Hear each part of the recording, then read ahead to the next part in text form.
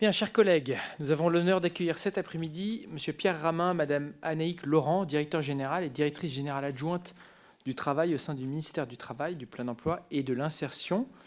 Monsieur Ramin, Mme Laurent, nous vous souhaitons la bienvenue. Merci d'avoir pris de votre temps pour venir échanger avec notre commission d'enquête. Vous le savez, à partir du 10 juillet 2022, plusieurs membres du consortium international des journalistes d'investigation ont publié ce qu'il est désormais convenu d'appeler les Uber Files, s'appuyant sur 124 000 documents internes à l'entreprise américaine datés de 2013 à 2017. Cette enquête a dénoncé un lobbying agressif de la société Uber pour s'implanter en France, comme dans de nombreux pays, des véhicules de transport avec chauffeur, VTC, venant concurrencer le secteur traditionnel de transport public particulier des personnes réservées jusqu'alors aux taxis. Dans ce contexte, notre commission d'enquête a deux objectifs. D'une part, identifier l'ensemble des actions de lobbying menées par Uber pour s'implanter en France, le rôle des décideurs publics de l'époque et émettre des recommandations concernant l'encadrement des relations entre décideurs publics et représentants d'intérêts. Et d'autre part, pour ambition d'évaluer les conséquences économiques, sociales, environnementales du développement du modèle Uber en France, l'ubérisation, et les réponses apportées et à apporter par les décideurs publics en la matière. Votre audition s'inscrit davantage dans cette seconde optique, même si naturellement on sera intéressé d'entendre votre perspective sur les deux objectifs, compte tenu de l'émergence des nouvelles formes de travail entraînées par l'émergence des plateformes d'emploi, notamment entre le travail indépendant et le salariat, comme le montre l'évolution de la jurisprudence de la Cour de cassation, des prud'hommes sur ces sujets, et les discussions en cours au niveau européen sur le projet de directive relative à l'amélioration des conditions de travail des travailleurs de plateformes d'emploi, la présomption de salariat. On en a beaucoup parlé aujourd'hui avec nos différents interlocuteurs, experts, avocats, juristes ou représentants des professions. Nous souhaiterions donc recueillir votre analyse en tant que directeur de l'administration chargé du travail en France sur les conséquences économiques et sociales de ces nouvelles formes d'emploi. Votre administration s'est-elle saisie de ces sujets? A-t-elle été consultée dans le cadre de la mission de M. Jean-Yves Frouin? A-t-elle formulé des propositions? Est-elle chargée de la mise en œuvre des recommandations des différents rapports, rapport Frouin ou Task Force Metlig? Et dans ce cadre, je crois savoir que le ministère du Travail assure la co-tutelle de l'autorité des relations sociales des plateformes d'emploi, la HARP, avec le ministère des Transports. Nous avons beaucoup parlé aussi ces dernières semaines dans le cadre de notre commission d'enquête. Pouvez-vous nous indiquer plus précisément votre rôle à l'égard de cette nouvelle autorité, votre appréciation de son premier bilan et les chantiers à venir? En tant que directeur du travail, et je sais que ma collègue, Madame la rapporteure, aura des questions notamment sur ce sujet. Vous avez également la responsabilité de l'inspection du travail. Pouvez-vous nous rappeler ces missions, ces champs de compétences, en particulier vis-à-vis des travailleurs des plateformes d'emploi? Ça nous permettra de compléter les informations déjà transmises à la fois par le collectif des journalistes et puis, bien sûr, par les différents interlocuteurs que nous avons eu l'honneur et l'occasion d'interroger. Je rappelle que cette audition est ouverte à la presse, qu'elle est retransmise en direct sur le site de l'Assemblée nationale. Et avant de vous laisser la parole pour vous présenter en quelques minutes et répondre à ces premières questions, avant d'entamer les échanges avec mes collègues, je vous rappelle que l'article 6 de l'ordonnance du 17 novembre 1958 relative au fonctionnement des assemblées parlementaires impose aux personnes auditionnées par une commission d'enquête de prêter serment, de dire la vérité, toute la vérité, rien que la vérité. Donc je vais vous inviter l'un après l'autre, peut-être Madame Laurent puis Monsieur Ramin, à activer votre micro, à lever la main droite et dire « je le jure ». Je le jure. Je le jure. Merci, je vous laisse la parole. Merci, Monsieur le Président. Et donc, peut-être par rapport aux nombreuses questions que vous avez posées, peut-être avec Anaïque Laurent, vous apportez un certain nombre d'éléments de réponse. Évidemment, on pourra revenir après plus en détail sur les points sur lesquels vous souhaiterez que nous puissions revenir. D'abord, peut-être dire, évidemment, comme vous l'avez indiqué, le développement des plateformes numériques, évidemment, a permis d'investir de nouveaux champs de l'économie et de créer de nombreux emplois ces dernières années, et a aussi contribué à faire émerger de nouvelles formes de travail qui interrogent, qui réinterrogent le cadre habituel du droit du travail. Alors vous aurez sans doute d'autres personnes que vous auditionnerez sur les analyses statistiques, la part de l'emploi dans les plateformes. Peut-être juste dire que nous, ce que l'on retient en termes global, c'est que aujourd'hui, en termes on a un chiffre de 120 000 personnes qu'on estime autour de 100 000 personnes qui consacrent leur activité à temps plein autour des activités principales autour des relations avec les plateformes. Ce chiffre est assez cohérent avec, d'ailleurs, je le signale, le nombre de personnes qui étaient inscrites sur les listes électorales pour les élections qui ont été organisées par l'autorité de régulation des plateformes d'emploi il y a quelques mois, puisqu'on avait 120 000 personnes inscrites sur ces listes électorales, et donc qui est cohérent avec ces données. Vous dire qu'aujourd'hui, du strict point de vue de la qualification de la relation de travail entre les travailleurs des plateformes et les plateformes, on n'a aujourd'hui pas de disposition dans le Code du travail. Je pense que c'est important de faire ce détour qui précise ce qu'est un salarié. Et en fait, la qualification de la relation entre l'employeur et le salarié relève aujourd'hui de l'office du juge judiciaire. C'est un élément historique important de notre droit du travail. Et de la même manière, il ne qualifie du coup pas, le Code du travail, la relation entre les plateformes et les travailleurs qui opèrent avec l'appui de cette plateforme. Et on fait application, le juge fait application du principe général de non-salariat qui est posé par l'article L82-21-6 du Code du travail, inscrit dans la loi depuis 1994, et donc je cite, je ne ferai pas trop de citations, mais c'est important de dire que sont présumés ne pas être liés avec le donneur d'ordre par un contrat de travail dans l'exécution de l'activité donnant lieu à immatriculation ou inscription, les personnes physiques immatriculées au registre du commerce et des sociétés, au répertoire des métiers, au registre des agents commerciaux ou auprès des unions de recouvrement des cotisations de sécurité sociale et d'allocations familiales. Alors évidemment, cette présomption, elle peut être renversée, c'est comme ça que ça s'opère, par le travailleur s'il prouve le lien de subordination juridique, et c'est le juge judiciaire qui examine au cas par cas les conditions concrètes et réelles de la réalisation du travail, puisque là on est vraiment sur une appréciation, et c'est un rôle très important que le juge a à jouer, d'aller dans l'appréciation concrète de la nature de la relation de travail. Et de ce point de vue-là, peut-être aussi juste, et sans m'apesantir trop sur la jurisprudence, quand même citer de ce point de vue-là les critères posés depuis une cinquantaine d'années par l'arrêt Société Générale qui les avait rappelés donc, le 13 novembre 1996 et réitéré depuis, qui définit le travail de ce point de vue-là, le lien de subordination juridique, comme l'exécution d'un travail sous l'autorité d'un employeur qui a le pouvoir de donner des ordres et des directives, d'en contrôler l'exécution et de sanctionner les manquements de son subordonné. Et ce triptyque direction, contrôle, sanction, qu'on apprécie in concreto autour de la méthode dit du faisceau d'indices, et qu'on applique à tout salarié qui sollicite la reconnaissance du salarié. Alors, je crois que vous avez sans doute des auditions qui sont prévues, y compris avec la Chambre sociale de la Cour de cassation, qui pourront revenir évidemment plus en détail que moi sur ces points, mais c'est à mon sens important de faire ce détour, et c'est le raisonnement que la Cour de cassation du coup a appliqué, confronté à la situation des travailleurs des plateformes, dans plusieurs arrêts, notamment rendus à l'encontre de la société Uber et de Take It Easy. Je prends l'exemple de l'arrêt du dernier, en l'occurrence du 25 janvier dernier, dans l'affaire Uber, où la Cour de cassation a rappelé la jurisprudence classique. Le lien de subordination est caractérisé par l'exécution d'un travail sous l'autorité d'un employeur qui a le pouvoir de donner des ordres, des directives, d'en contrôler l'exécution et de sanctionner les manquements de son subordonné. Et la Cour de cassation précise que le travail au sein d'un service organisé, c'est important cette notion de service organisé, lorsque l'employeur en détermine unilatéralement les conditions, peut constituer un indice de subordination. Et inversement, dans d'autres cas, mais là où j'enverrai, on pourra vous passer ces éléments, mais évidemment, il y a l'arrêt Voxture, où le 13 avril 2022, elle a écarté cette qualification-là, considérant qu'on n'était pas confronté à un service organisé par l'employeur. Dans ce cadre-là, ça c'est le cadre du statut, ce que les pouvoirs publics depuis 2016 ont essayé de construire, tout en renvoyant à l'application des principes généraux du droit du travail que je viens de rappeler sur la qualification du lien de subordination juridique et des frontières du travail indépendant et du travail salarié, le législateur a pris depuis 2016 un certain nombre de mesures pour réguler le secteur et garantir des droits aux travailleurs, à la fois des droits individuels et collectifs.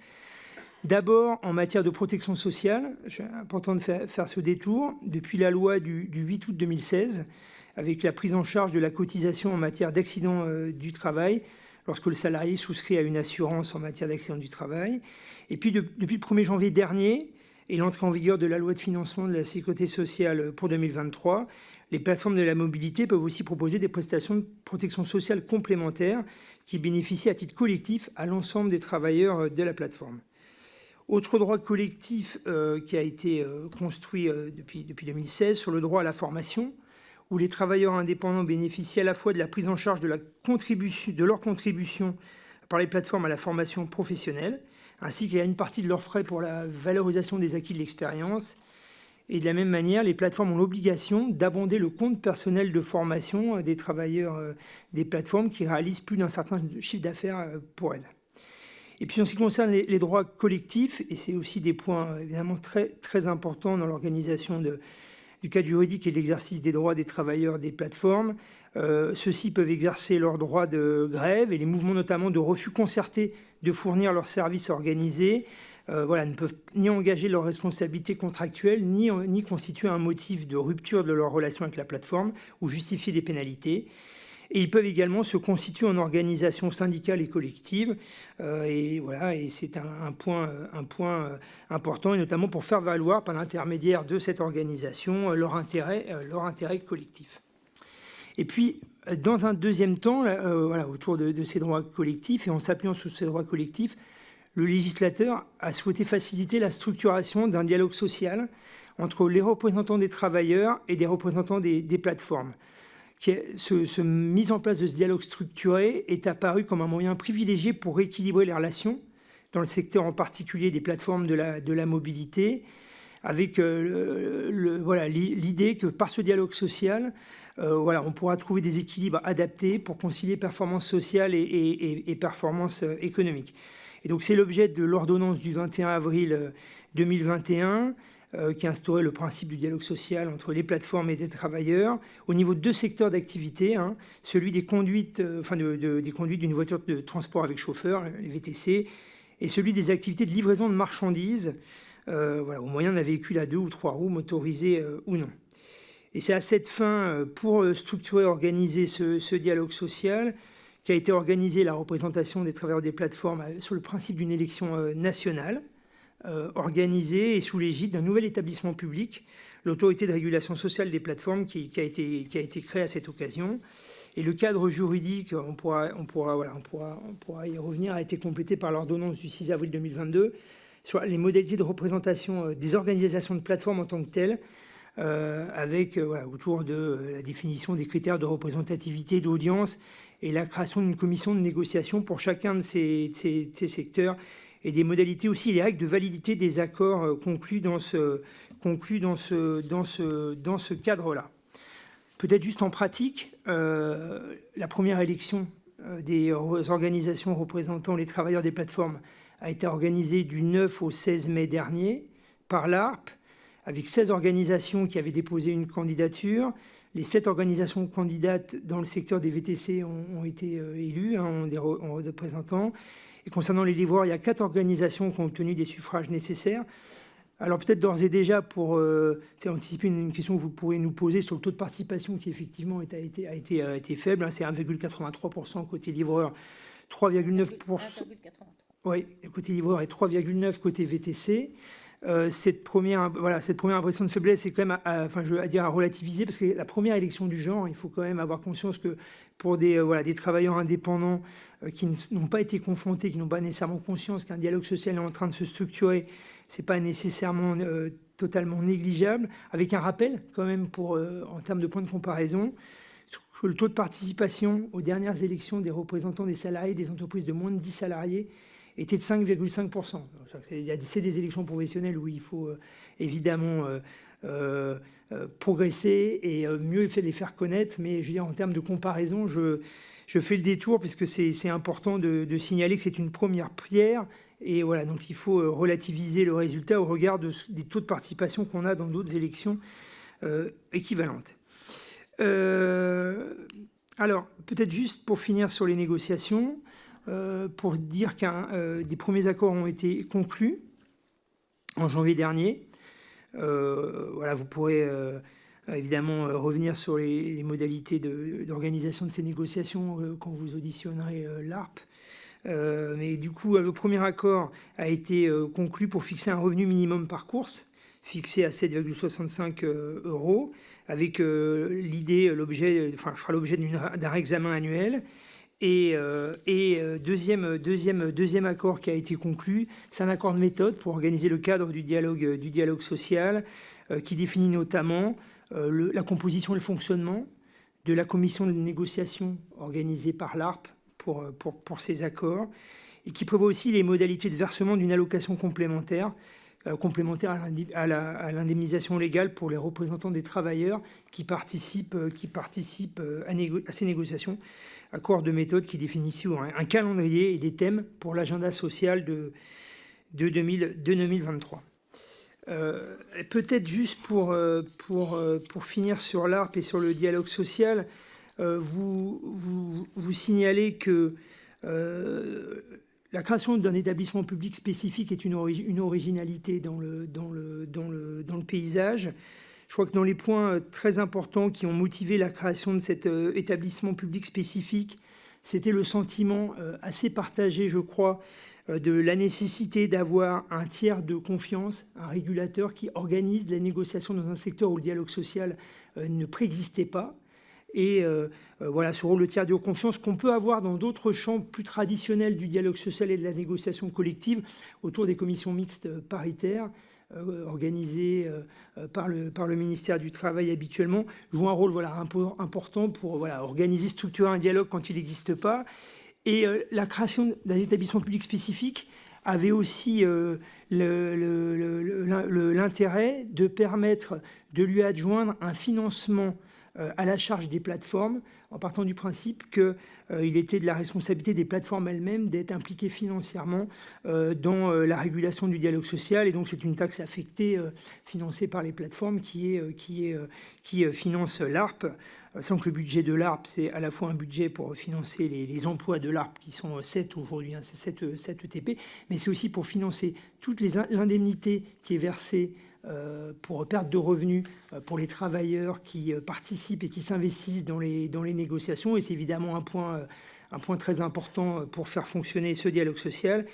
Et puis l'ARPE finance aussi l'expertise, le soutien à l'expertise, pour permettre aux représentants des travailleurs de disposer d'un nombre d'expertise, d'outils d'analyse pour être dotés d'éléments utiles pour eux dans l'organisation des négociations qu'ils ont avec les représentants des plateformes. Voilà, peut-être pour compléter en fait sur le deuxième point que vous avez abordé, qui était le rôle de la Direction générale du travail vis-à-vis de l'inspection du travail et le rôle de l'inspection du travail dans le contrôle des plateformes. Donc, je vais vous donner quelques éléments. Donc, comme vous le savez, il y a 2 conventions de l'Organisation internationale du travail qui traitent de l'inspection du travail, donc la Convention 81 et la Convention 129 de l'OIT, qui prévoit que l'inspection du travail doit être placée sous la surveillance et sous le contrôle d'une autorité centrale. Et en France, donc, l'autorité centrale de l'inspection du travail, c'est la Direction générale du travail, au sens de ces conventions. Donc, ce rattachement à une autorité centrale, elle doit garantir la coordination et l'application d'une politique uniforme sur l'ensemble du territoire, et elle a aussi pour objectif de favoriser l'utilisation rationnelle des ressources disponibles pour permettre au système d'inspection du travail de conduire ses missions. Je rappelle les 3 missions de l'inspection du travail. La première, c'est d'assurer l'application des dispositions du droit du travail. La deuxième, c'est de fournir des informations aux employeurs et aux travailleurs sur le droit du travail. Et la troisième, c'est porter à l'attention des autorités les déficiences ou les abus dont ils ont connaissance dans le cadre de leur contrôle sur le terrain et qui ne sont pas couverts par le droit pour faire avancer le droit.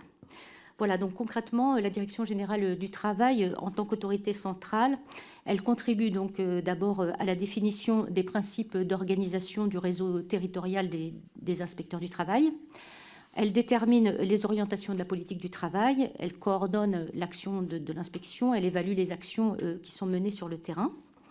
Elle assure l'appui à l'inspection du travail et le soutien aux services déconcentrés. et elle veille au respect des droits, des garanties et aussi des obligations des agents de l'inspection du travail, hein, notamment en matière de déontologie. Elle doit veiller en particulier au respect du cadre d'intervention de l'inspection du travail avec deux principes d'action importants qui sont définis par les conventions internationales de l'OIT. Le premier, c'est l'indépendance et le deuxième, c'est le principe de libre décision.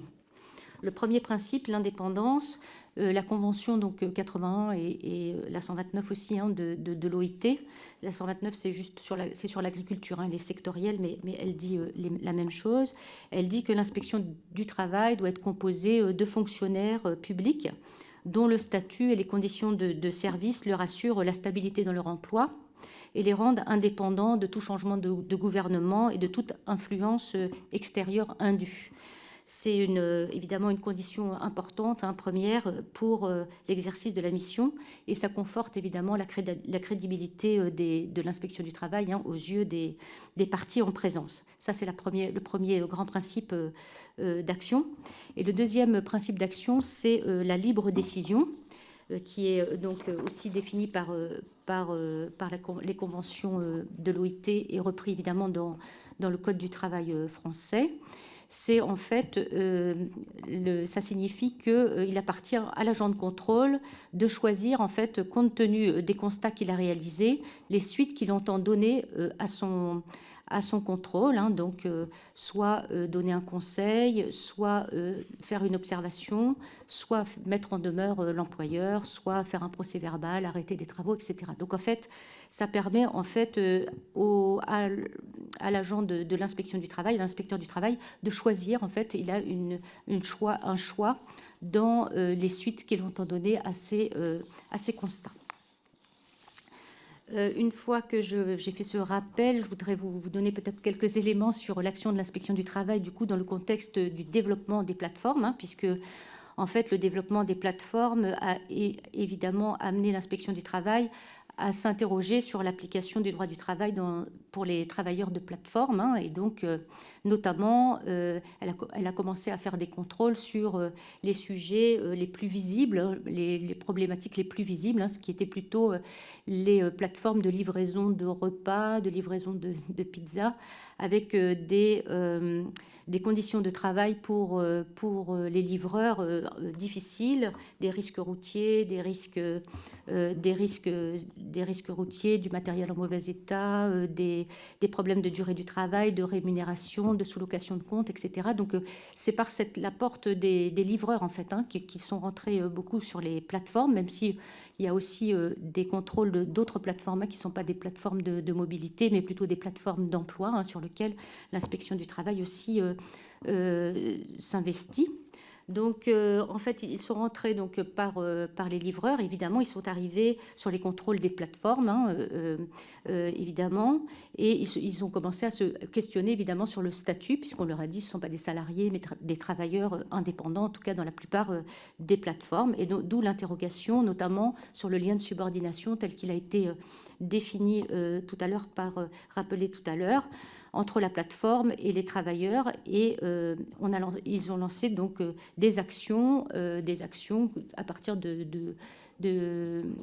2016, 2015, 2016, plusieurs actions. Et puis après, donc, compte tenu du développement de ces plateformes, ça a fait l'objet, enfin ce travail a fait l'objet de priorités d'action de la part de la DGT, puisque en fait la DGT donne des orientations hein, en tant qu'autorité centrale aux agents du système d'inspection.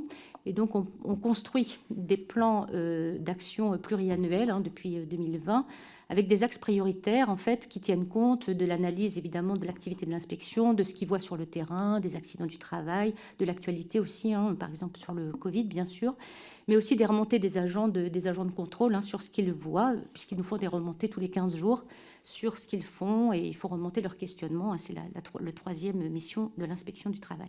Et donc, du coup, dans le plan national d'action 2020-2022, on a fixé très explicitement au service déconcentré à l'inspection du travail un objectif hein, de lutte contre les faux statuts et contre le travail illégal en général, et notamment de regarder les faux statuts. c'est évidemment une priorité qui a été reprise aussi pour le plan national d'action 2023-2025, que l'on vient juste de sortir, mais qui était pris aussi dans le cadre du plan national de lutte contre le travail illégal, qui est un plan interministériel qui demandait aussi, compte tenu notamment du développement des plateformes, de prendre en compte les fraudes émergentes et éventuelles, et de regarder, de travailler sur ce sujet pour aller vérifier les relations de travail entre les travailleurs et les plateformes.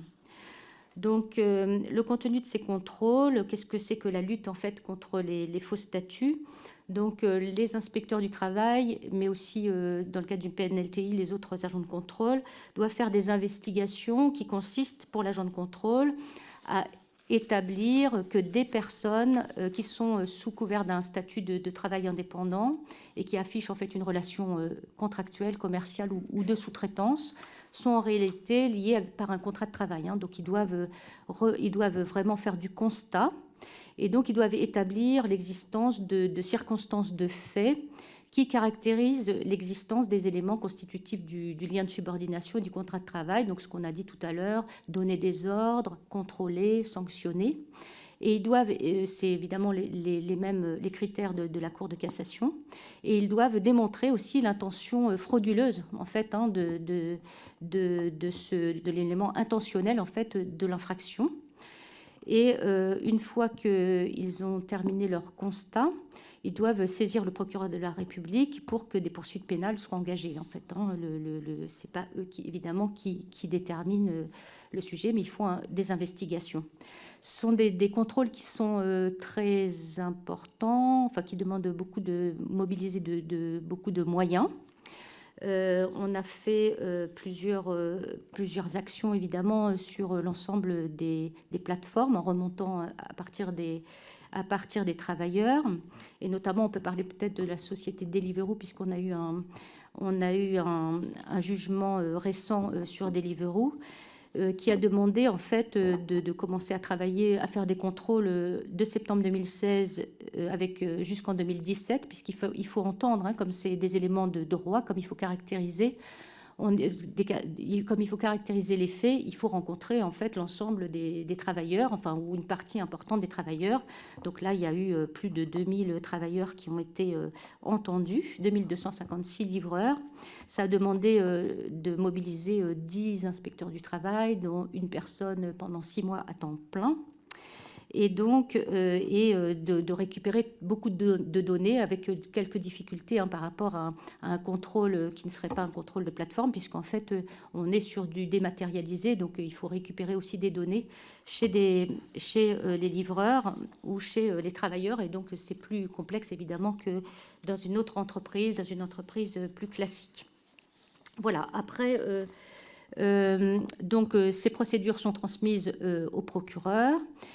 Elle n'emporte pas systématiquement la conviction du procureur de la République. Il est arrivé, on a des procès-verbaux qui ont été classés sans suite, et on a des procès-verbaux qui ont été jugés, mais avec des relaxes, donc dans certaines affaires.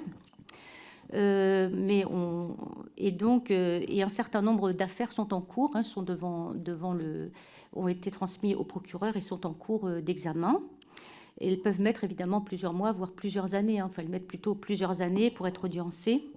Et donc, aujourd'hui, on ne peut pas vraiment vous donner des détails sur ces procédures en cours.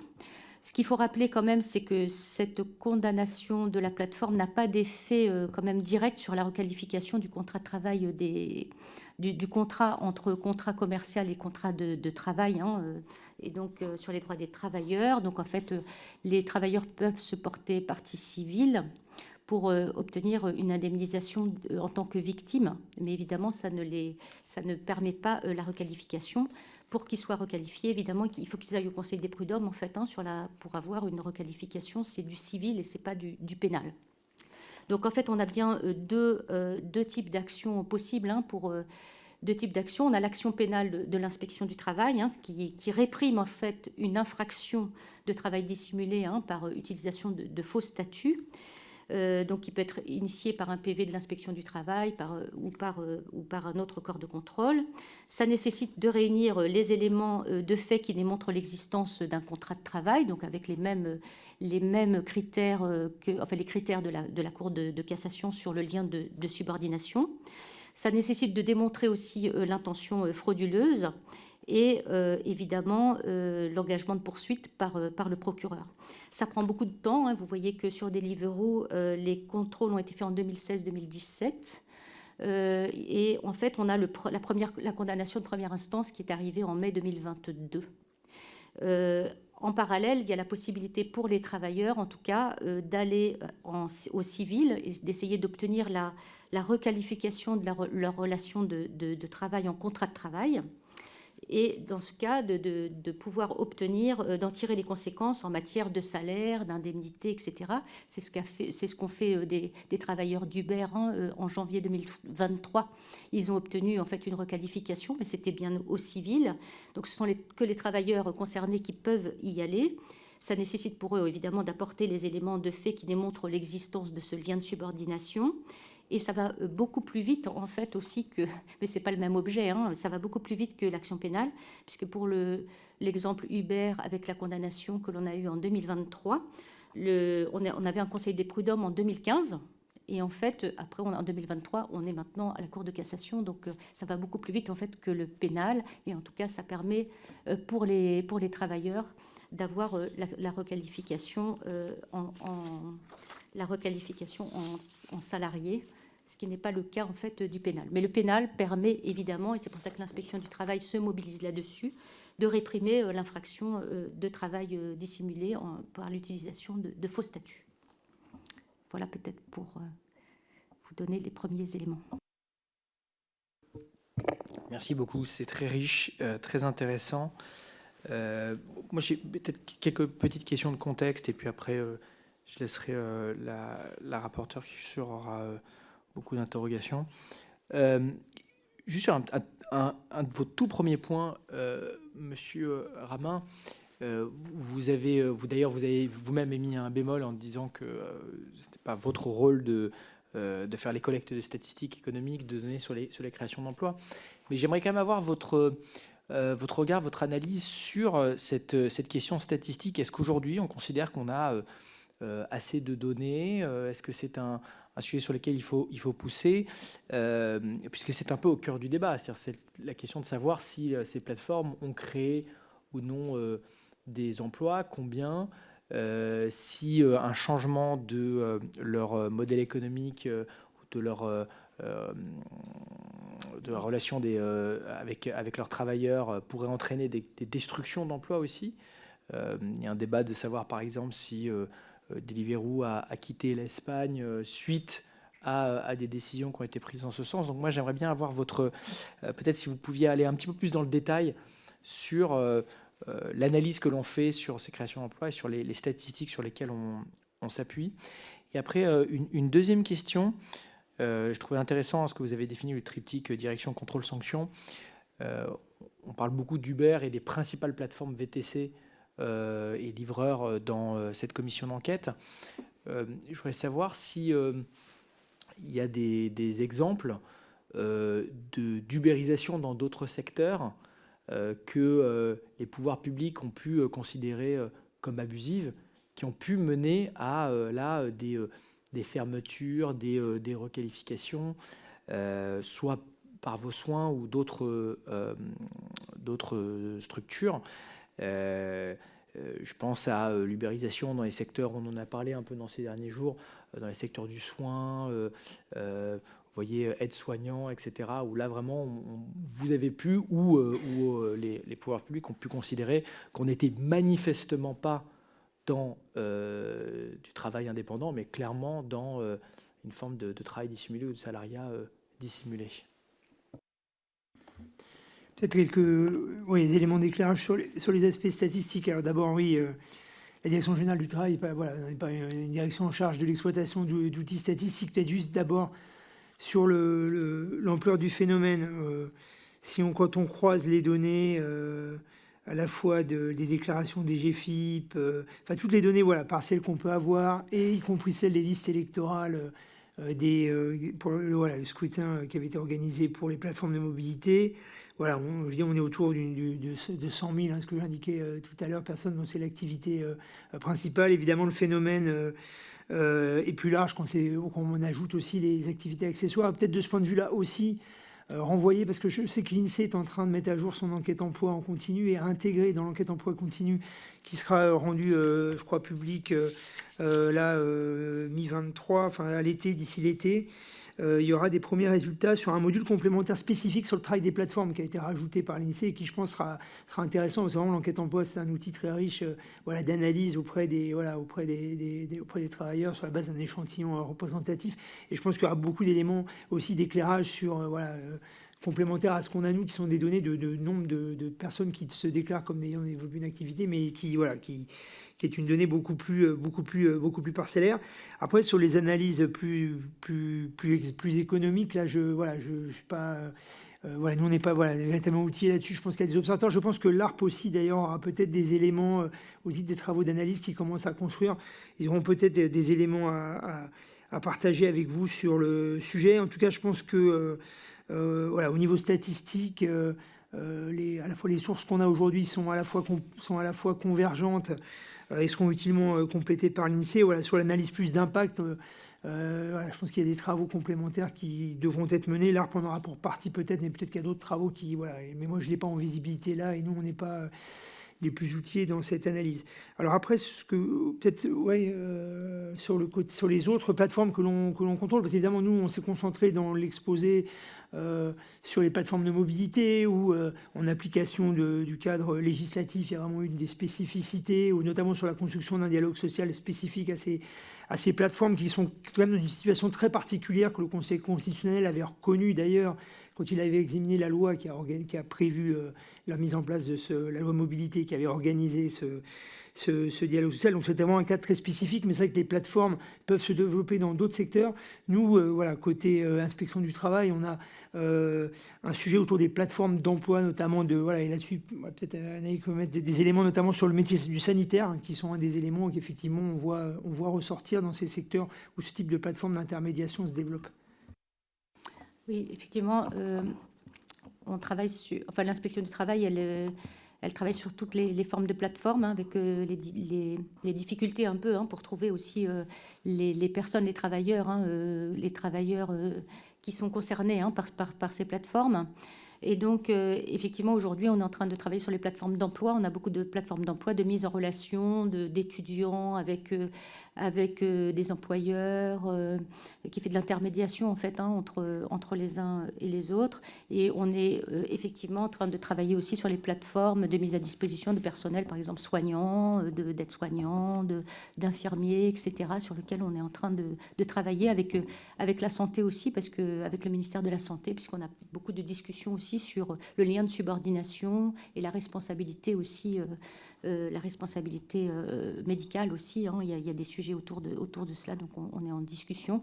Et il y a des contrôles qui sont lancés sur cette question, notamment sur l'existence ou pas du lien de subordination, avec toujours la même difficulté de comment on fait, la nécessité un peu de faire l'ensemble du contrôle, c'est-à-dire de pouvoir rencontrer aussi et discuter avec les personnes concernées qui n'ont pas toujours conscience, et ce qui revient des premiers contrôles, qui n'ont pas conscience en fait d'être vraiment...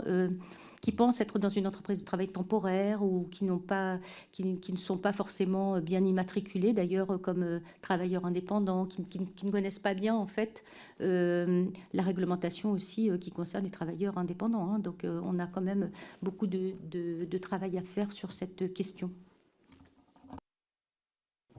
Et avant de tourner vers ma collègue, j'aimerais juste rebondir sur le dernier point que je trouve intéressant, parce qu'on en a parlé aussi avec M. Frouin tout à l'heure. Maintenant, il y a la mise en place d'un dialogue au sein de la HARP qu'on peut considérer comme encore à ses débuts, naturellement, mais en tout cas qui a le mérite d'exister. Justement, quand vous parlez à ces travailleurs qui n'ont pas forcément la conscience exacte de de leur statut ou des droits que leur donne leur statut ou du statut d'indépendant. Quelle évaluation faites-vous et comment faites-vous, d'ailleurs, comment développez-vous les outils pour pouvoir évaluer ce qui est la volonté des travailleurs de ces plateformes d'être ou non salariés ou indépendants? Est-ce qu'on est essentiellement sur une succession d'anecdotiques dans des conversations? Est-ce qu'on arrive à avoir ce qui pourrait, alors il y a évidemment des élections syndicales mais dans le sein de l'ARPE, mais dans ces autres professions, ce qui pourrait s'apparenter à des formes de sondage, à des formes d'études qui permettent d'agréger des données, de savoir à peu près ce que souhaitent les travailleurs de ces plateformes? C'est un peu compliqué en fait, parce qu'ils sont un peu invisibles, si on peut dire, pour certains. C'est-à-dire que, par exemple, même pour des VTC, il faut les trouver. On ne peut pas arrêter les voitures comme ça. Et c'est pareil dans un établissement où si c'est du personnel médical ou paramédical, il faudra aller interroger toutes les personnes pour dire vous êtes salarié, vous êtes agent public, vous êtes quoi en fait. Et en fait, ils sont dans une organisation, dans un système organisé. Donc, c'est difficile d'avoir des discussions, sauf à des moments de rupture, de contrat ou autre, ou au moment où les travailleurs viennent voir l'inspection du travail sur un sujet. Mais voilà, pour l'instant, on rentre plutôt par les plateformes et on a du mal à rentrer aussi par les travailleurs. C'est pour ça que, je vous disais tout à l'heure, on est rentré beaucoup plus facilement par les livreurs parce qu'en fait, ils étaient visibles et on voyait les problèmes de conditions de travail et les problèmes de rémunération, de conditions de travail, etc. On les voyait plus facilement qu'après, ce sont des personnes qui sont un peu noyées, un peu dans des organisations diverses. Peut-être juste en complément, c'est aussi face à cette difficulté que pour nous, c'est très important que la structuration du dialogue social dans ce secteur quand même très éclaté est un point clé pour avoir des interlocuteurs représentatifs qui puissent être à la fois des interlocuteurs des plateformes en tant que telles, mais aussi des interlocuteurs des pouvoirs publics en termes de préoccupations. C'est tout l'intérêt que l'on trouve, nous, dans l'action portée par le ministère du Travail dans la relation aux organisations syndicales et de salariés. Et donc là, évidemment, il nous faut des interlocuteurs, et je pense que l'ARPE pourra certainement aussi revenir là-dessus, parce que vraiment le rôle d'animation du dialogue et d'échange avec les interlocuteurs élus et du coup représentatifs des travailleurs des plateformes, c'est un point vraiment un point clé. Et c'est vraiment, en ce sens-là, un point qui est évidemment embryonnaire encore aujourd'hui. Je pense que tout le monde a conscience qu'on est en train de construire quelque chose qui est neuf de ce point de vue-là, mais qui doit nous permettre d'être en capacité de saisir des acteurs qui représentent les travailleurs des plateformes pour à la fois en interlocuteur des plateformes, mais aussi en interlocuteur des pouvoirs publics par rapport à ce nouveau champ de régulation qui dépasse le seul champ social et du travail qui nous intéresse, mais qui peut aller dans d'autres dimensions. Bien, alors, je pense que je n'aurai pas le temps de poser toutes mes questions. Et donc, je pense que je vous en enverrai certainement de manière complémentaire par écrit, tellement le sujet est vaste et extrêmement important.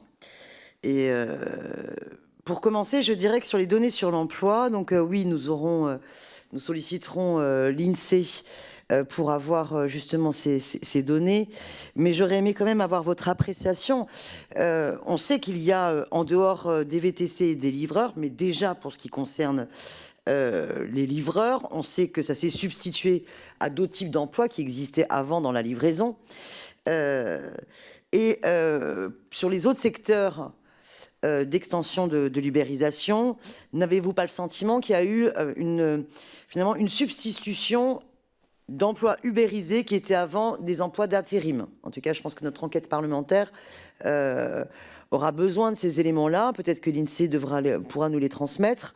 Et ce sera intéressant d'auditionner les organisations patronales et syndicales du secteur de l'intérim et du secteur aussi de transport logistique auparavant, parce que je pense qu'il y a d'abord eu, dans un premier temps, une substitution de salariés de la logistique et du transport à des emplois ubérisés, et aussi une substitution venant de l'intérim.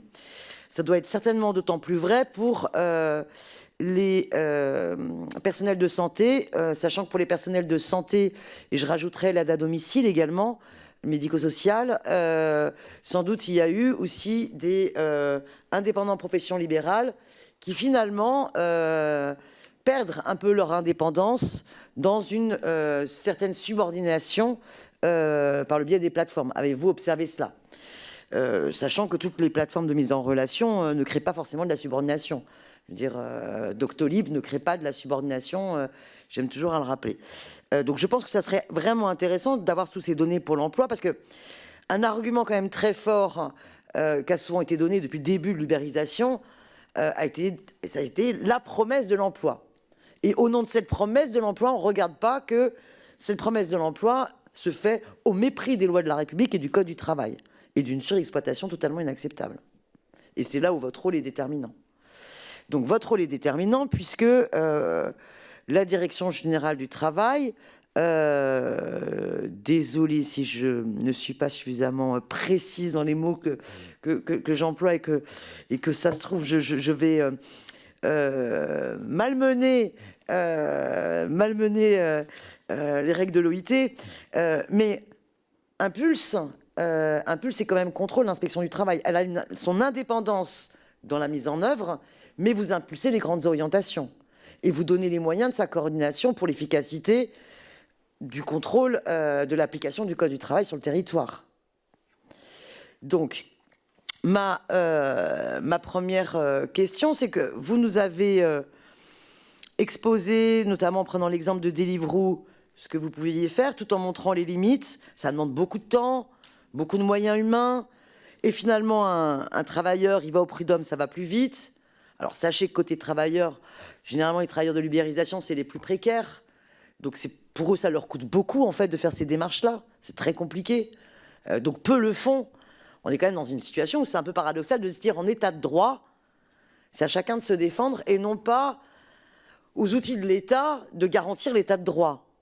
Donc, c'est pour ça que je suis assez choquée, moi, en fait, par l'exposé que vous faites, qui vise à dire, finalement, il vaudrait mieux passer par les prud'hommes. En tout cas, le conseil qu'on a donné, je ne dis pas que c'est ce que vous avez dit, mais on peut l'interpréter. Comprenez que je puisse l'interpréter. Finalement, vaut mieux conseiller d'aller prud'homme que d'attendre les décisions du pénal. Alors, j'entends bien que la répression d'une infraction ne restaure pas une situation de salariat, hein, mais ça devrait normalement, pas simplement mettre une amende, mais empêcher les infractions de se reproduire. Donc, ma première quand même question là-dessus, c'est vu qu'il y a eu pas mal de décisions au prud'homme, en justice, jusqu'à la cassation, sur au moins 2 décisions de cassation très intéressantes pour nous, concernant Uber et une sur Tekitesi. Non, si, sur Tekitesi. Quels sont du coup les moyens dont a pu se doter la Direction générale du travail pour impulser un plan d'action efficace dans finalement l'abus du statut indépendant qui amène en fait à faire du travail illégal, quoi, à faire du faux statut, à faire du travail dissimulé. Et j'aimerais du coup que vous m'expliquiez un peu plus, que ce que j'ai compris, c'est que finalement dans l'inspection du travail, il y a les unités territoriales, les UC, non c'est ça, les UC, unions de contrôle, c'est ça, je sais plus. Unités de contrôle, pardon, excusez-moi, qui sont quand même très territoriales, donc qui peuvent avoir des contraintes en termes de commandes, mais je veux dire de mission, entre guillemets, tout venante ou habituelle, qui fait qu'on ne peut pas, quand on est inspectrice ou inspecteur du travail, consacrer l'intégralité de son temps à une enquête grosse. Bon. On a des structures sur lesquelles j'aimerais bien que vous me donniez des précisions pour m'expliquer comment ça fonctionne, c'est-à-dire URACTI et GNVAC, voilà, je ne sais pas comment on prononce ça. Comment ça fonctionne? Est-ce que ça vient juste en appui des inspections locales ou est-ce qu'à un moment donné, il peut y avoir un pilotage régional ou national pour se dire, bon ben là, manifestement, il y a une décision de justice Deliveroo, il y a une décision Uber, c'est implacable, on se doute bien qu'ils ne vont pas s'arrêter du jour au lendemain, donc on décide nationalement de s'attaquer à cela. Et quelle coordination, du coup, la Direction générale du travail peut-elle faire pour coordonner, et le fait-elle, entre l'URSSAF, l'inspection du travail, le CLTI, le parquet, enfin pas le parquet, vous n'avez pas coordonné le parquet, là quand même, mais comment ça se coordonne et comment, jusqu'à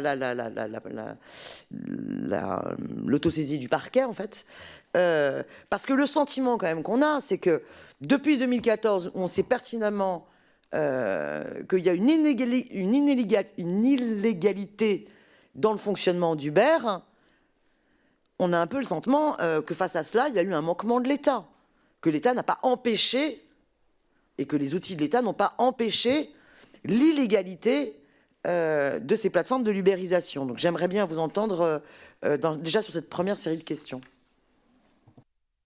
C'est dû sur, si on prend dans l'ordre, sur la première question sur la substitution par rapport à d'autres formes d'emploi, je pense que c'est, à mon avis, c'est difficile d'avoir une appréciation globale. Je pense que ce qui est intéressant, d'avoir des zooms sectoriels, parce que je pense que les organisations professionnelles, vous avez parlé effectivement de Prism Emploi pour le secteur de l'intérim, et voilà, et dans d'autres secteurs, il y a des organisations professionnelles qui là-dessus voilà, expriment des préoccupations et de manière croisée, sans doute, sur des situations sectorielles sur lesquelles voilà, ils peuvent ressortir des choses. Nous, on n'a pas une vision de ce point de vue-là suffisamment précise, mais c'est sûr qu'autour de ce qui a été dit sur les plateformes d'emploi et intérim, par exemple, c'est un sujet de préoccupation sans doute sur lequel Prism Emploi, si vous échangez avec eux, ils pourraient Prism Emploi, l'organisation professionnelle de l'intérim, qui l'exprime. Et donc voilà, je pense qu'il y a des situations sectorielles qui sont très différentes les unes des autres de ce point de vue-là. Donc là, je pense que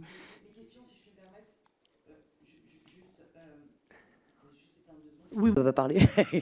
Mais quand vous nous avez raconté les questions sur la santé, ça veut dire que demain, on peut avoir, puisque les hôpitaux embauchent des aides-soignantes, des infirmières qui viennent de l'intérim, on peut en avoir des ubérisés. On est en train de faire des enquêtes, voilà, pour voir.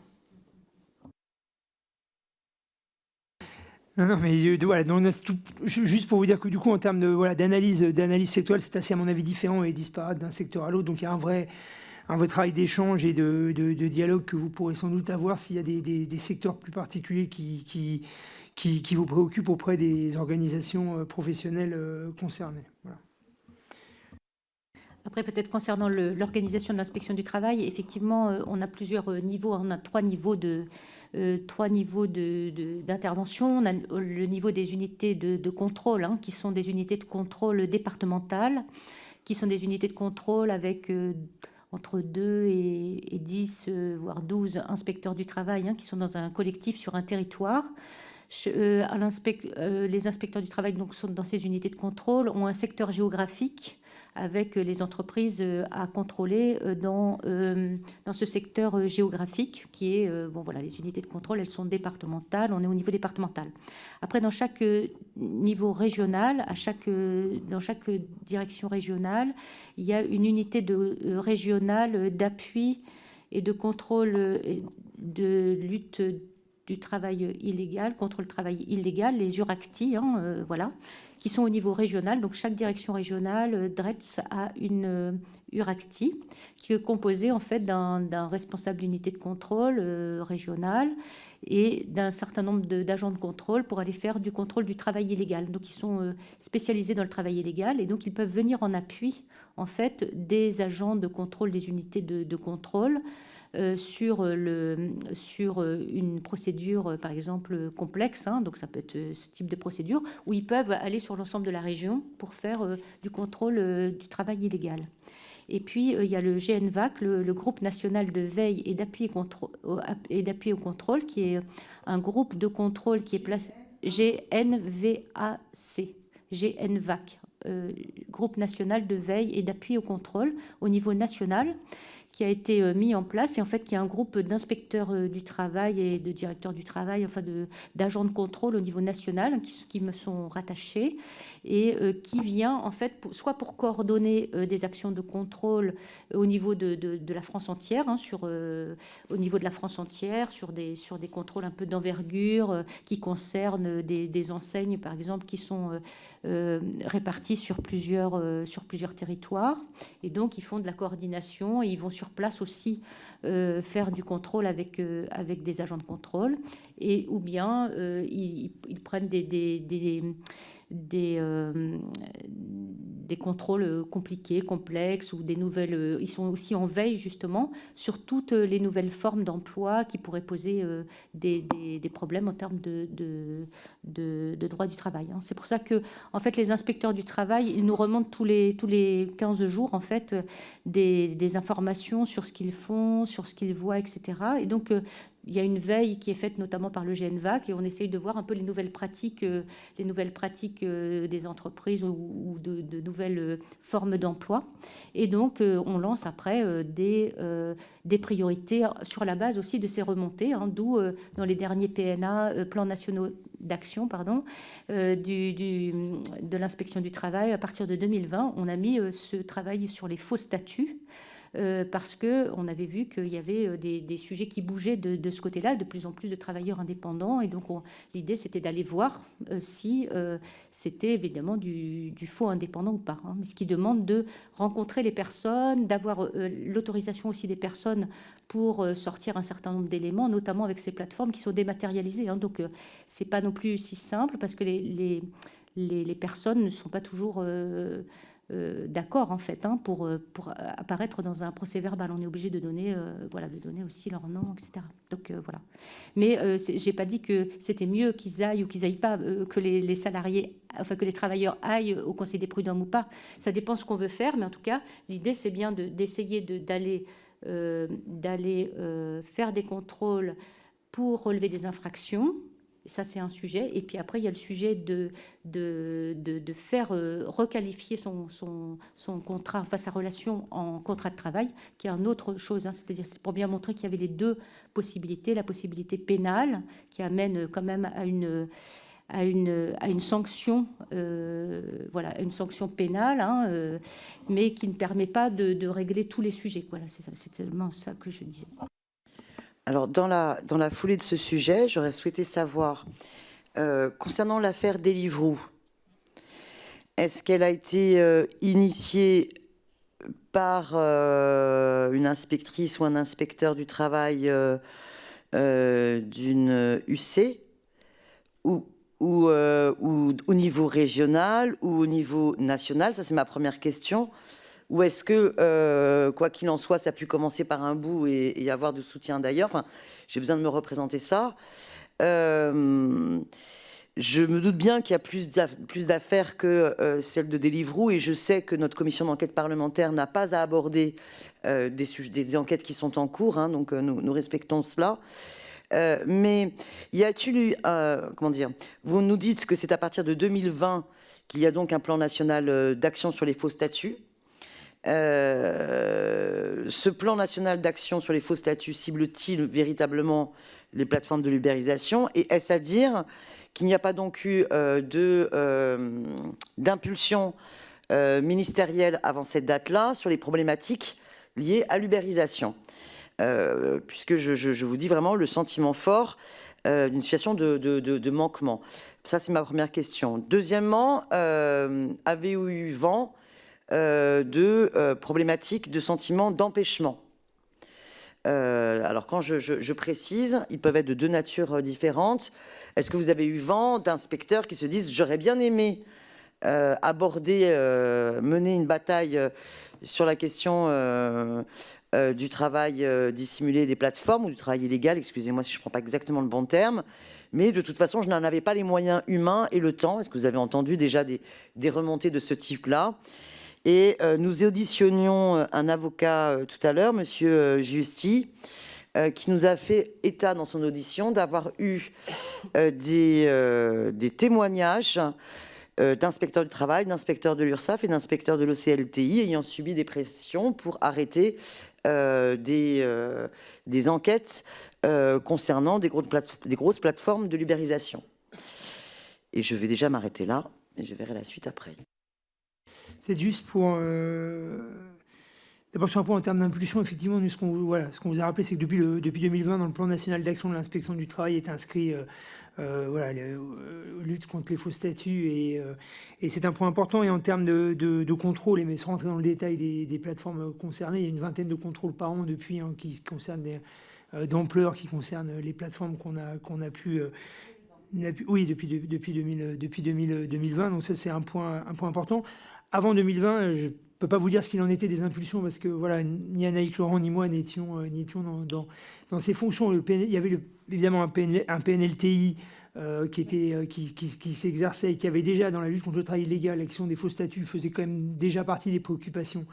Et dans l'émergence depuis 2016, et comme ça a été dit, autour de Deliveroo, il y a eu certainement des actions qui se sont inscrites dans le cadre de ce plan. Donc je ne crois pas qu'il n'y ait pas eu d'impulsion avant. Ce qui est sûr, c'est que depuis 2020, on a donné une impulsion sans doute encore supplémentaire. Mais avant, il y avait des impulsions et l'action de l'inspection du travail existait autour notamment de ce qui a été rappelé sur Deliveroo. Il y en a eu d'autres. Après, ce qui a été aussi dit sur Deliveroo, c'est au départ c'est une initiative et après il y a un soutien collectif qui s'est construit, puisque comme ça a été rappelé par Anaïk Laurent, c'est un cadre très, très lourd qui a été engagé, une investigation initiale de 18 mois quand même pour caractériser les situations sur un nombre très élevé de livreurs. Et donc, on va dire en termes d'entretien, d'échange, peut-être Anaïk, tu peux compléter là-dessus, mais ça a été particulièrement lourd. Et donc, il y a eu un soutien collectif qui s'est organisé autour de cette action.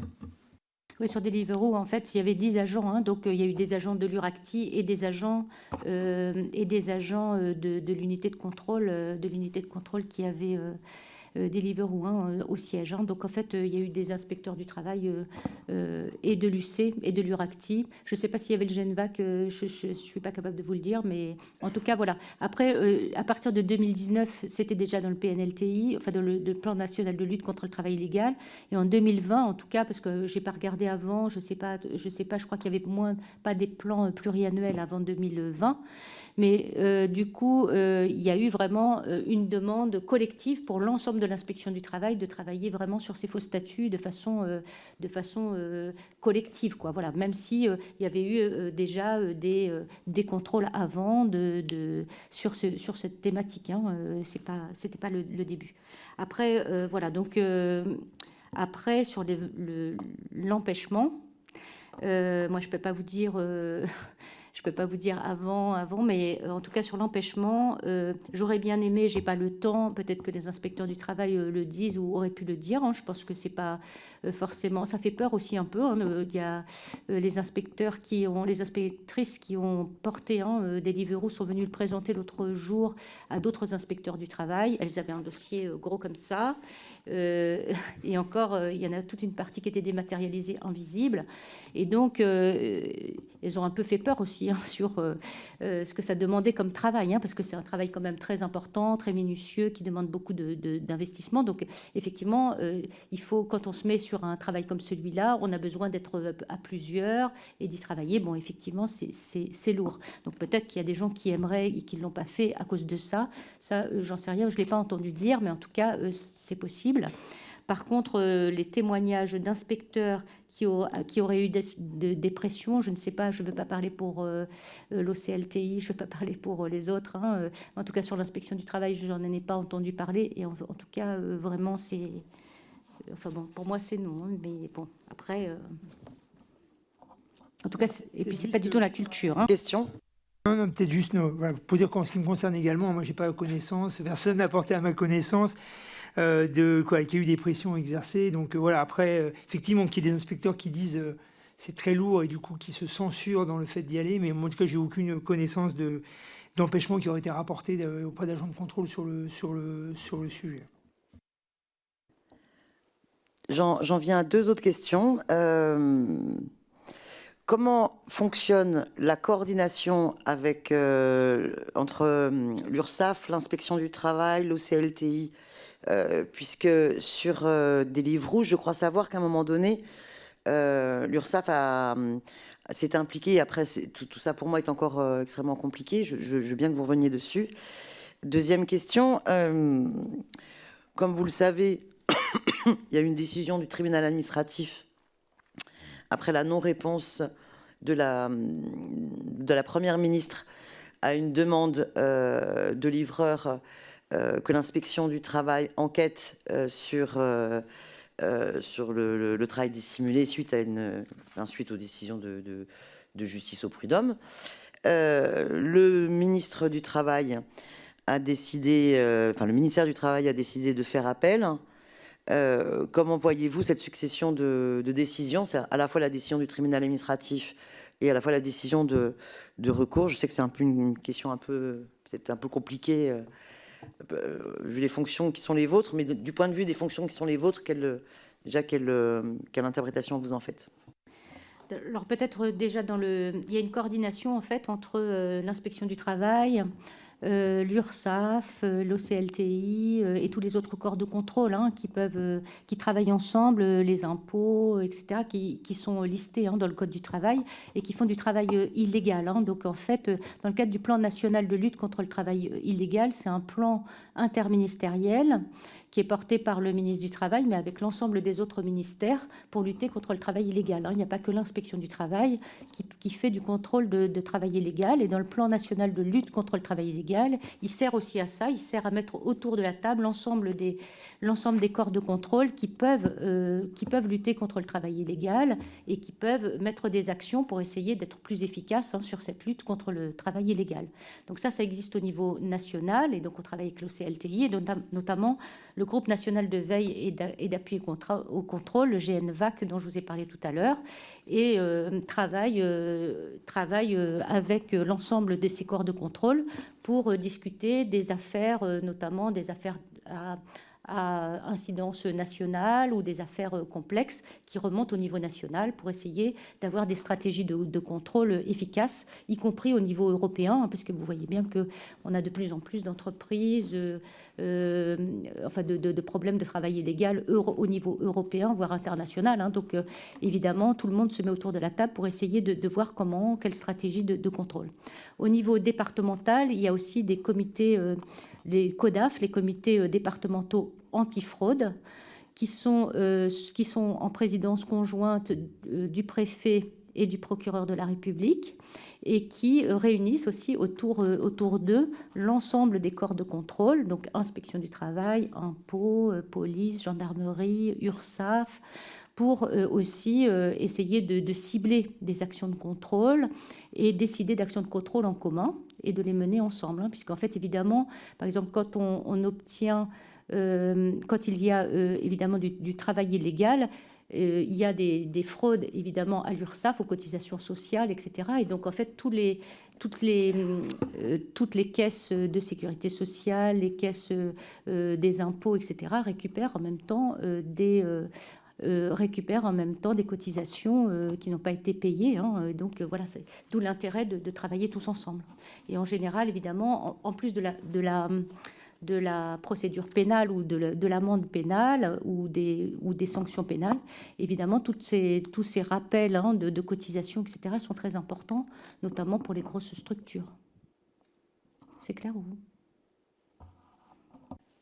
Est-ce que vous avez été surpris par un bon nombre de révélations Uber Files? Et là, pour le coup, je suis surtout sur l'aspect comment les Uber Files ont pu montrer finalement des méthodes de système à la fois d'occultation de la réalité et de surexploitation, c'est-à-dire la façon dont Uber, dans les révélations Uber Files, peut à un moment donné savoir qu'elle peut être inquiétée par les requalifications en salariés et essayer de masquer. Elle sait que la société sait qu'elle est dans l'illégalité, elle essaye de masquer les indices et les faisceaux qui permettraient de requalifier en salarié. Est-ce que ces éléments-là, vous y avez eu accès? Est-ce que vous avez pu... comment ça a réagi? Est-ce que l'inspection du travail... Pas l'inspection du travail, pardon. Est-ce que la direction du travail, lorsqu'il y a les Uber Files, prend du coup une décision suite à cela pour engager de manière plus efficace, plus de moyens face aux problématiques de travail dissimulé que cela peut recouvrir? Et sinon, est-ce que vous attendez des conclusions de notre enquête parlementaire? Est-ce que vous en attendez quelque chose? Sur Uber, on traite Uber. Sur Uber, en fait, il y a tout ce sujet effectivement de mise en cohérence en fait de l'action de l'État sous ses différentes formes pour pouvoir travailler sur les sujets de travail illégal. Il n'y a pas de bon, voilà, on se met tous autour de la table pour essayer pour essayer en fait d'être plus efficaces tous ensemble, hein, donc en prenant les sujets sanctions pénales et évidemment tous les sujets de recouvrement de tout ce qui n'a pas été payé, tout ce qui n'a pas été, tout ce qui n'aurait pas été payé. Donc bon voilà. Après voilà, c'est un peu le sujet. Il n'y a pas eu une réunion particulière après les révélations des Uber Files pour voir quelles conclusions l'administration et le ministère devaient en tirer et devaient mettre au service. Oui, non, il n'y a pas de traitement, il n'y a pas eu de traitement spécifique du sujet Uber dans l'action que l'on mène à la Direction générale du travail.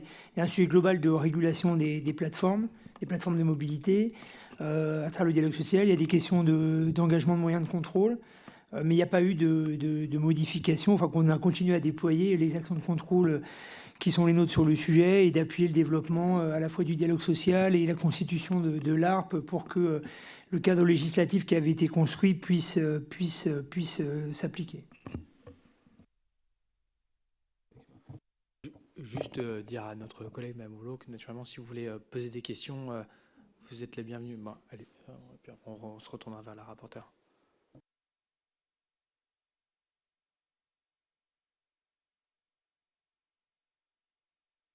Ah ben voilà. Oui, je vous remercie parce qu'effectivement, ce matin, j'avais des questions. Donc, alors, première question. Tout à l'heure, vous avez dit, en faisant bien la distinction entre le pénal et le civil, vous avez dit ça prend beaucoup plus de temps au pénal qu'au civil. Et là, je n'ai rien compris du tout. Parce que je suis avocate et donc, en général, le pénal, justement, prend beaucoup moins de temps. Alors, est-ce que vous avez voulu dire, parce que ce qui peut prendre éventuellement du temps dans le pénal, c'est toute la procédure d'enquête, toute la phase d'enquête. Est-ce que c'est ça que vous avez voulu dire? Parce qu'à partir du moment, normalement, où on va devant le tribunal, au contraire, ça va très vite au pénal et beaucoup moins vite devant les conseillers prud'homaux, là où ça peut atteindre effectivement des années. Donc, est-ce que c'est ça que vous avez voulu dire? Oui, pour revenir, nous, on a juste, de manière factuelle, rappelé qu'on avait démarré l'enquête sur Deliveroo en 2016. L'enquête s'est déroulée jusqu'à mi-2017, fin 2017, et que la condamnation en première instance dans l'affaire pénale est intervenue en 2022. Donc on a mis en avant cette durée-là, alors qu'une action devant le Conseil de prud'homme, y compris dans les conseils de prud'homme qui ont des délais de jugement les plus longs, ne met pas autant de temps pour avoir un jugement de première instance, en tout cas, en comparaison. Voilà, c'était juste une comparaison factuelle par rapport à l'engagement de l'action de l'inspection du travail et la comparaison de cette action avec l'enquête lourde que ça représente sur un travail sur une plateforme au regard du délai pour une action individuelle devant le Conseil de prud'homme. C'était uniquement une comparaison factuelle des deux procédures comparées. Voilà. Mais avec l'enquête à intégrer, le rôle du parquet, voilà. Mais ce n'est pas spécifiquement le traitement par les juridictions, mais tout ce qui est en amont du traitement juridictionnel. Rejoindre la question de Monsieur le Président qui vous a posé en début de séance, si je me souviens bien.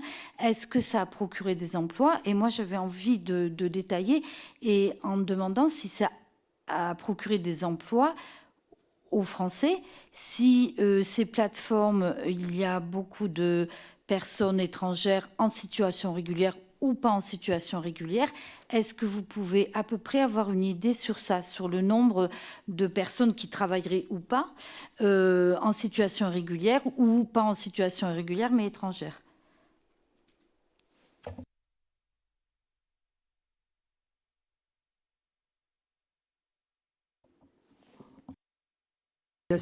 Sur les aspects statistiques, ce que j'indiquais au départ, nous, là-dessus, on est peu outillés. Hein, ce que je rappelais au départ, on a les quelques éléments statistiques globaux et généraux que je vous donnais. Sur la situation après spécifique, situation irrégulière d'un certain nombre de travailleurs, je pense qu'il y a un certain nombre de choses qui sont ressorties, mais qui, là-dessus, nous, qu'on suit d'un peu loin, en l'occurrence, parce qu'on n'est pas en charge de la réglementation, les autorisations de travail travailleurs étrangers sur le territoire. Donc on est là-dessus, on est un peu loin, mais on a vu, et ce qui est ressorti d'un certain nombre de contrôles collectifs engagés au titre dans les plateformes de livraison. Mais après, honnêtement, j'ai pas du tout la capacité d'analyse. Je sais pas si voilà, je sais pas qui pourrait vous éclairer sur ce point, mais nous, assez peu. Est-ce que de ce que vous avez pu voir, le cas peut exister? En 2021, on a fait une vingtaine de contrôles sur des livreurs de repas.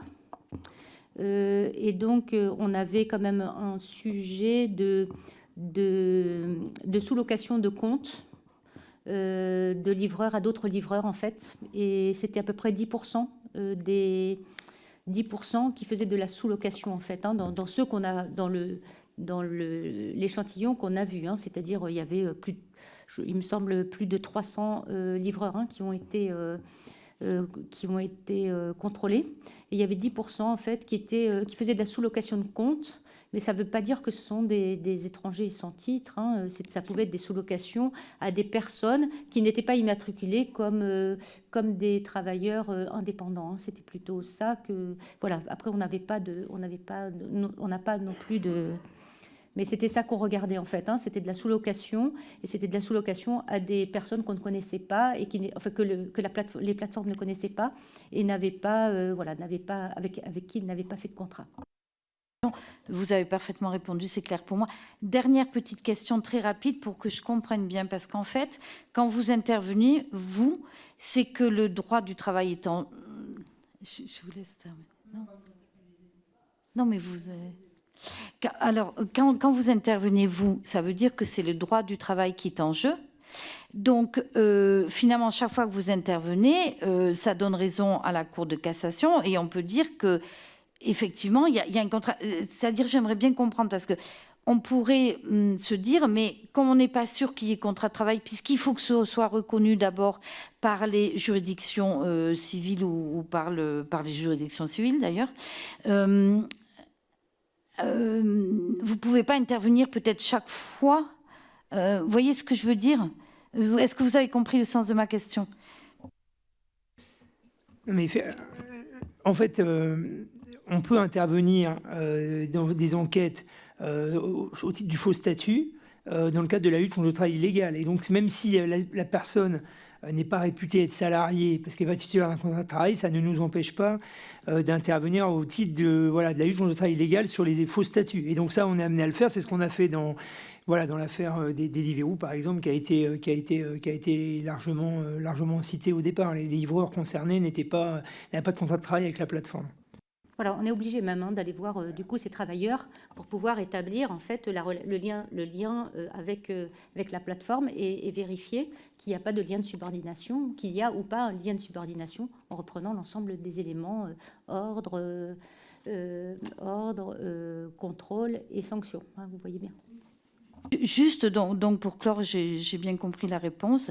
Effectivement, vous, ce qui vous intéresse d'ailleurs, même quand il n'y a pas de contrat de travail, c'est qu'un travail soit bien déclaré, puisqu'on doit déclarer un travail en fait dans la journée ou dans la demi-journée, à partir du moment où on embauche, que ce soit quelque titre que ce soit, quoi, en fait. D'accord, mais merci. J'ai pas répondu pour le tribunal administratif. Et donc, voilà, c'est pour ça que... Voilà, voilà, donc en fait, on a pris la décision de faire appel en tant que Direction générale du travail, autorité centrale de l'inspection du travail. Hein, donc, c'est nous qui avons fait appel de cette décision. En fait, pour réexpliquer un peu le contexte, donc en mai 2020, donc dans le contexte que l'on connaît, hein, il y a un chauffeur VTC donc, qui est venu demander à une inspectrice du travail l'application du droit du travail, du Code du travail, hein, sur la santé au travail. L'inspectrice du travail, elle a échangé plusieurs fois avec cette personne, avec ce chauffeur qui est travailleur indépendant. Et au regard des éléments qui ont été fournis, elle a, à l'issue en fait, de ces investigations, elle a envoyé un écrit à cette personne en l'invitant à demander, en lui disant que s'il souhaitait l'application du Code du travail sur la santé au travail, il fallait qu'il aille faire requalifier son contrat en contrat de travail, et donc elle l'a envoyé vers le Conseil des prud'hommes. Le tribunal administratif, le 30 novembre 2022, donc, il a indiqué que l'inspectrice du travail a commis une erreur de droit en se déclarant incompétente, et il estime qu'elle a fait une erreur manifeste d'interprétation, donc que l'inspectrice a fait une erreur d'interprétation. Et au niveau de... Et donc nous, on défend en tant qu'autorité centrale que on a fait appel pour essayer de protéger l'inspectrice du travail, l'inspection du travail, parce que on doit garantir, comme je vous l'ai dit, les principes de fonctionnement de l'inspection du travail, et notamment les principes d'indépendance et les principes de libre décision qui sont portés par les conventions 81 et par le droit. Et donc l'inspectrice du travail, nous on estime que, compte tenu de ses missions de contrôle et de conseil, elle a pris pleinement la mesure de la demande qui lui avait été faite, qu'elle l'a bien analysée, et que c'est à l'issue de son analyse qu'elle a informé l'usager de ses pouvoirs, de la portée de ses actions, de ce qu'elle pouvait faire, de ses prérogatives. Et donc, nous, on défend qu'elle n'a pas un devoir d'intervention en toutes circonstances, et qu'aujourd'hui, elle n'avait pas les éléments suffisants pour pouvoir aller, pour faire autre chose, et qu'elle a, à bon droit, envoyé le chauffeur en question vers le Conseil des prud'hommes pour obtenir cette requalification. C'est pour ça que j'ai parlé un peu peut-être longuement tout à l'heure des deux procédures, parce que cette procédure, elle était pour nous, c'est une procédure qui était adaptée. Et donc, elle a bien agi pour nous. Et donc, on essaye de protéger quand même nos principes d'action, les principes d'action de l'inspection du travail. C'est pour ça qu'on a fait un recours sur la décision. Mais évidemment, on ira faire le contrôle, comme ça nous est demandé par le juge administratif. Peut-être juste en complément, juste de rappel le contexte, mais ça a été rappelé sur les circonstances. C'est-à-dire que c'était au mois de mai 2020 que les faits se sont noués, à un moment où nous, dans les priorités d'action et qu'on avait fixé à l'inspection du travail, il y a quand même un volet très très significatif sur le contrôle, le respect voilà, des règles sanitaires liées au déconfinement progressif, dans le contexte de mai 2020. Donc c'est aussi un point important, et qui est important dans l'appréciation qu'elle a portée et dans l'adaptation et l'orientation de ses moyens d'intervention aussi vers des sujets prioritaires, tout en répondant à la sollicitation qui lui a été faite, puisqu'elle a instruit la demande et elle a orienté l'usager vers une voie de droit qui lui permettait d'obtenir satisfaction par rapport à ses conclusions, qui étaient de se faire requalifier son contrat de travail. Dans votre réponse, vous dites à la fois on va faire le contrôle, c'est-à-dire que la décision en fait, du tribunal administratif qui demande à l'inspection du travail d'exécuter en fait, un contrôle des plateformes sous 4 mois, vous allez donc l'engager, et donc le recours n'est pas suspensif de cette décision et vous l'appliquez. Je crois que c'est la date finale du recours, c'est bientôt, non? Je ne sais plus la date. La date des 4 mois, c'est 4 mois, je crois, c'est ça? C'est à la fin de ce mois-ci. Hein. Donc ça va donc être engagé à la fin de ce mois-ci. Deuxième chose, vous dites c'est pour protéger l'inspectrice que vous prenez cette décision de recours. Est-ce qu'elle a été informée de votre démarche de faire appel au tribunal administratif? Oui, on l'a informé. C'est pas que pour protéger l'inspectrice, c'est pour protéger l'inspection du travail, parce qu'en fait, on est un peu inquiet de cette décision, en fait, parce qu'en fait, ça voudrait dire que l'inspecteur, il perd un peu sa libre décision.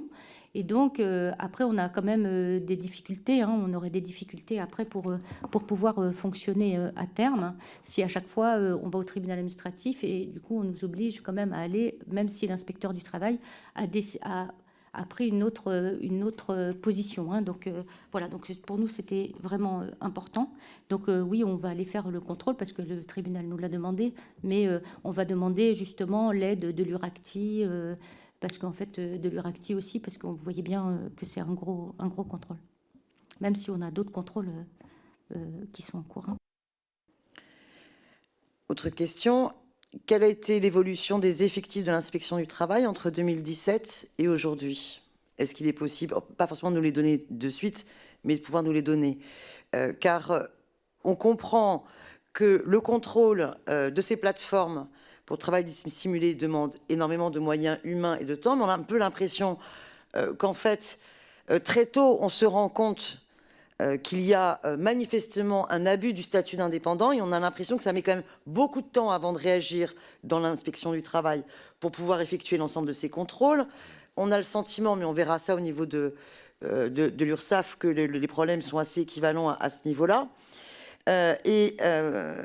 On peut tout à fait comprendre la décision du tribunal administratif que dans un état de droit, lorsqu'il y a non-respect de l'état de droit, les autorités de contrôle soient sommées de faire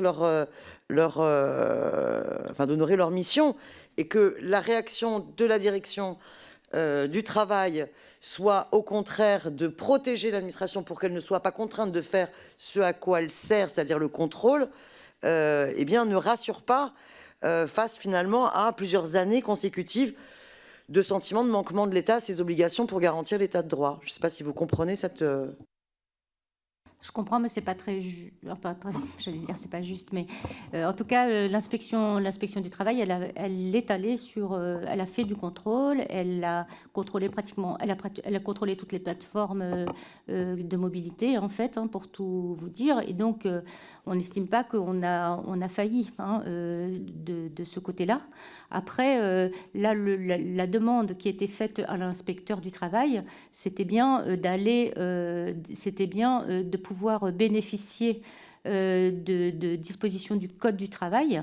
Et effectivement, le Code du travail, il demande qu'il y ait une relation contractuelle, de contrat de travail entre l'employeur et le travailleur, hein, ce qui n'est pas le cas aujourd'hui. Donc, ce qui n'était pas le cas en l'occurrence, quoi. Donc, du coup...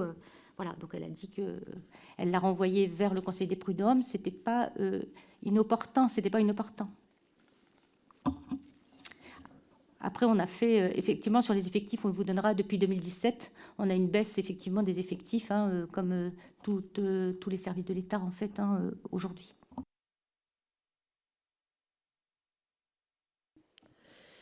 Donc baisse des effectifs, alors qu'on a remonté de l'ensemble des UC, que manifestement on n'a pas les moyens humains pour pouvoir faire respecter le Code du travail face à l'évolution des plateformes de libéralisation. Voilà la situation. Je voudrais savoir maintenant, dernière question, est-ce que les différents ministres du Travail successifs vous ont entendu dans vos remontées du terrain sur l'insuffisance d'effectifs pour pouvoir garantir le respect du Code du travail face au développement de l'ubérisation? Et est-ce que les ministres du Travail successifs vous ont, puisqu'ils peuvent eux donner des orientations, hein, enfin c'est leur rôle, vous ont donné des orientations de faire respecter le Code du travail auprès des plateformes avant 2020? Et est-ce qu'on pourra avoir donc les documents, la commission d'enquête parlementaire pourra-t-elle avoir le plan national d'action pour voir comment concrètement se traduit ce plan national d'action censé agir sur les problèmes de l'ubérisation? Peut-être juste dire en rebond sur la question des moyens et des effectifs, voilà, au-delà des évolutions générales sur les effectifs de la fonction publique, on a aussi une pyramide des âges qui fait qu'on a une accélération des départs à la retraite des agents de contrôle du système d'inspection du travail, qui font que notamment ces deux dernières années, et donc sous l'impulsion à la fois évidemment dans le cadre du vote des lois de finances au Parlement et sous l'impulsion de nos ministres du travail successifs, nous a amené à renforcer les recrutements d'agents de contrôle, hein, 200 l'année dernière, nouveau recrutement de nouvel inspecteur du travail, 300 cette année. Donc c'est quand même en termes de volume, c'est sans précédent depuis très longtemps en termes de recrutement de nouvel inspecteur du travail. On vous passera les éléments sur l'évolution des effectifs. Par contre, voilà, c'est important de signaler en termes d'effectivité et d'efforts particuliers sur ces 2 derniers exercices qui sont très significatifs, et aussi pour répondre à une situation de pyramide des âges qui font que, comme pour d'autres administrations d'ailleurs, on a une accélération aussi des départs à la retraite, et donc la nécessité de remplacer beaucoup d'agents qui partent à la retraite. Oui, c'est vrai que peut-être que si on prenait des mesures pour décaler l'âge de départ à la retraite, ça pourrait permettre de renforcer le taux d'emploi dans ces secteurs. On crée de l'emploi public. Je fais de la polémique gratuite. Écoutez, alors je Polémique rebondis, est dans le cœur du sujet par ailleurs, parce que oui, il faut créer de l'emploi public, et notamment face à l'ubérisation. Voilà. Je rebondis sur la demande de la rapporteure d'avoir accès au plan national. Et puis, si d'ailleurs vous avez d'autres documents à nous envoyer ou des compléments de réponse que vous voulez nous faire parvenir, n'hésitez pas à les faire parvenir à la commission d'enquête. Nous aurons peut-être d'ailleurs, et je crois que la rapporteure l'a dit dans son propos liminaire, d'autres questions à vous faire parvenir. On a encore quelques mois de travaux devant nous. Et le nombre de contrôles sur les plateformes, par exemple, ça pourrait être intéressant de le demander aussi, d'avoir ces données-là. Et puis, dans l'intervalle, écoutez, je vous remercie de l'exhaustivité de vos réponses et de votre disponibilité aujourd'hui. Je vous souhaite une bonne soirée. Merci beaucoup.